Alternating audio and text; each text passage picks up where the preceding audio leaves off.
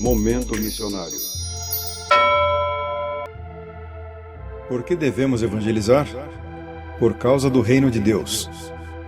A realidade do reino de Deus também é uma motivação para a proclamação do Evangelho. A principal mensagem de Jesus nos Evangelhos foi o reino de Deus. Ele começou seu ministério falando do reino. Evangelho de Marcos, capítulo 1, verso 15.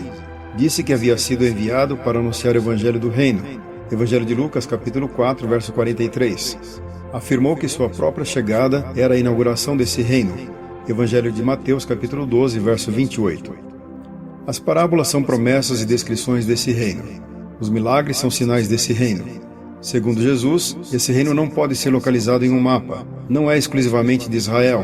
Atos capítulo 1, verso 6. É interno, recebido no coração por aqueles que aceitam o domínio de Jesus. Seus cidadãos se deleitam em fazer a vontade de Deus na terra como é feita no céu.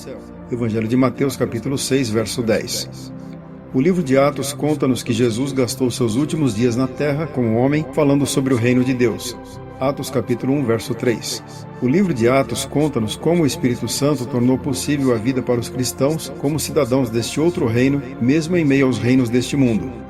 A antiga ordem continua, mas os que ouviram o Evangelho do Reino e o aceitaram organizam sua vida e seus atos, mesmo enquanto vivem na antiga ordem, de tal maneira que testemunhem da nova ordem para a qual estamos nos preparando e da qual de alguma maneira já desfrutamos. Essa nova realidade impulsionava os discípulos à proclamação. Os discípulos saíram proclamando haver outro rei, Atos capítulo 17, verso 7, com valores diferentes dos que eram ensinados por Roma, Atos capítulo 16, verso 21. Anunciemos o Rei Jesus.